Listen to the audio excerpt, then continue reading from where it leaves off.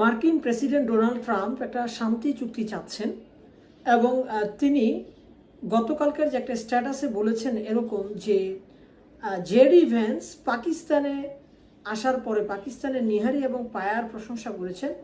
তো অন্তত পক্ষে এই স্বাদ নেওয়ার জন্য ইরানকে দ্বিতীয়বার সুযোগ দেওয়া যেতে পারে, অর্থাৎ তিনি নিজেই আলোচনায় বসার জন্য ইরানকে প্রস্তাব দিচ্ছেন।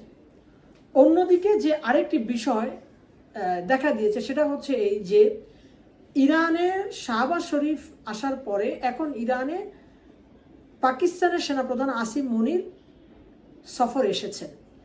এখন অনেকে হয়তো বলছে এই কারণে যে আসিম মুনির সফরে আসার প্রধান কারণ হচ্ছে পাকিস্তানের মাধ্যমে একটি পরমাণু সমঝোতা পৌঁছানো আমেরিকা এবং ইরানের মাঝে, যাতে করে ইরানের সমৃদ্ধ যে ইউরেনিয়াম রয়েছে যা পারমাণবিক বোমা বানানোর উপযোগী তা সরিয়ে পাকিস্তান অথবা পাকিস্তানের মাধ্যমে অন্য কোনো দেশে সরিয়ে নেওয়া। এবং যেহেতু ট্রাম্পের সাথে পাকিস্তানের সেনাপ্রধান আসিম মুনিরের ভালো সম্পর্ক রয়েছে, তো এ কারণে এই পদক্ষেপ আসিম মুনিরের সহায়তা নেওয়া।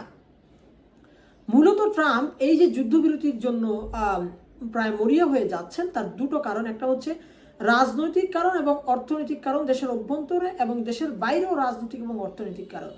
দেশের ভেতর রাজনৈতিক কারণ হচ্ছে এই যে বিরোধীরা এবং ইভেন তার সমর্থকরা গতকালকে তার বিরুদ্ধে এতগুলো স্ট্যাটাস দিয়ে যেভাবে নিউ ইয়র্ক টাইমস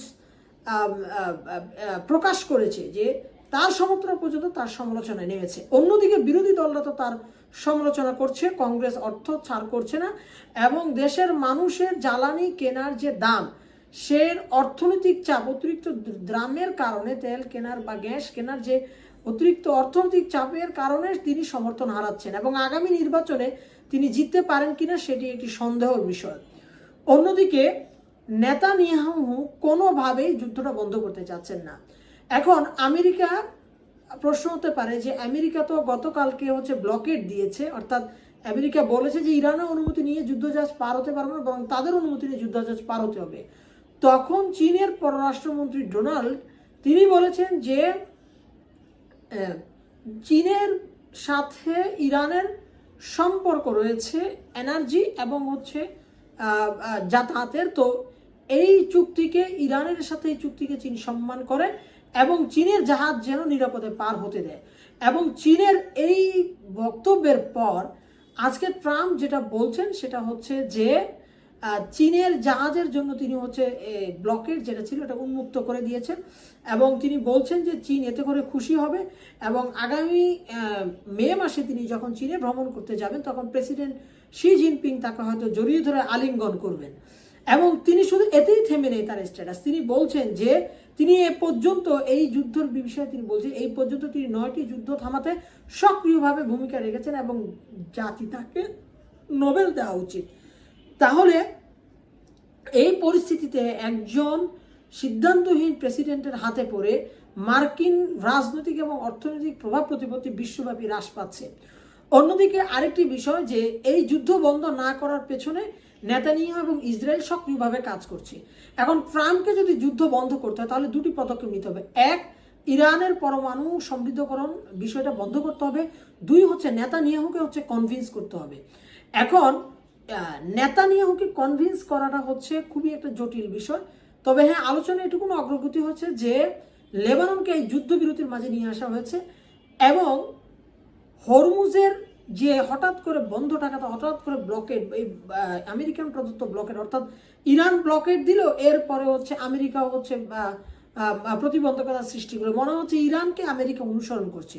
তো এখন হঠাৎ করে ইরানের এই ব্লকেডের পরিবর্তে কেন আমেরিকান প্রেসিডেন্ট ব্লকেড তুলনা? তার প্রধান কারণ যদি এই জায়গায় ব্লকেড দেয়, অর্থাৎ প্রতিবন্ধক সৃষ্টি করে আমেরিকা, তাহলে বাবেল মানদেব প্রণালী দিয়ে তেল এবং যাত্রীবাহী জাহাজ পরিবহন বন্ধ করে দিবে ইরান তার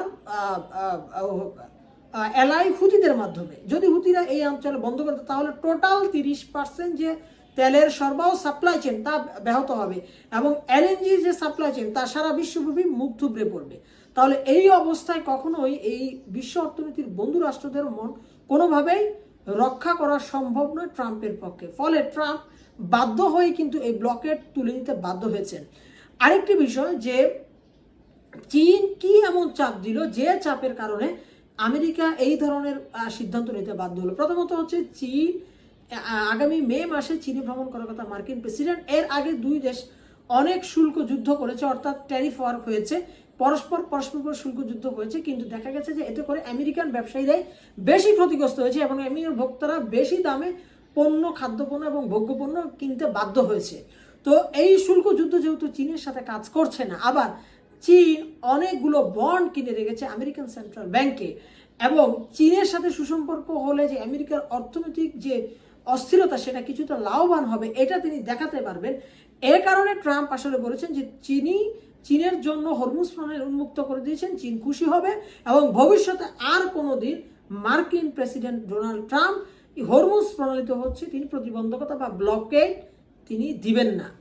তো এখন তাহলে দেখা যাচ্ছে একটা বিষয় ক্লিয়ার হয়ে গেল, সেটা হচ্ছে হরমুজ প্রণালী মুক্ত থাকবে, যেহেতু ইরান আবার আজকে দুপুরবেলা ঘোষণা দিয়েছে যে ওমানের অংশ দিয়ে যেটুকু আছে হরমুজ প্রণালী সে অংশ দিয়ে জাহাজ পরিবাহিত হতে পারবে। এখন সেটা পরিবহন হচ্ছে, কিন্তু অন্য অংশ দিয়ে ইরানের অনুমতি ছাড়া পরিবাহিত হচ্ছে না।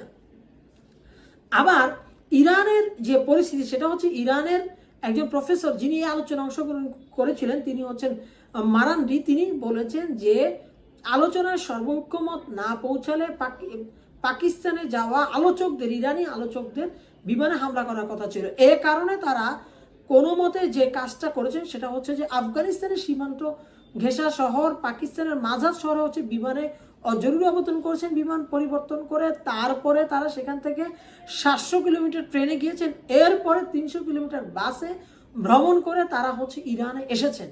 তাহলে দুই পক্ষের যে অবিশ্বাস হুমকি পাল্টা হুমকি এই যে চলছে, এই দুই পক্ষকে সমন্বয় করা, পাশাপাশি ইরানের পারমাণবিক যে অস্ত্র নিরস্ত্রীকরণ নিশ্চিত করা এবং নেতানিয়াহুকে কনভিন্স করার মতো জটিল বিষয় হচ্ছে